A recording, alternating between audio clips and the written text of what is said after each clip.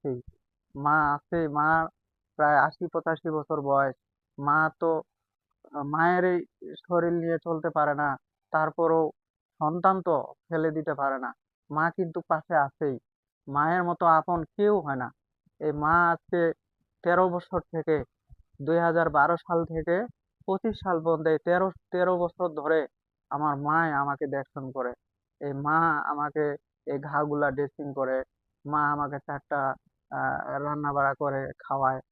তো আমার খুব কষ্ট। এই কষ্টগুলো যদি আহ, বলতে যাই অনেক সময় লাগবে। তা আসলে ভিডিওটা আমি অত বড় করতে চাই না। আমি দেশে এবং প্রবাসে প্রত্যেকটা ভাইকে বলবো। আচ্ছা ইনুস ভাই, আমরা আপনার যেই সব জায়গায় ঘাও আছে সেই জায়গাগুলো কি দেখা যাবে?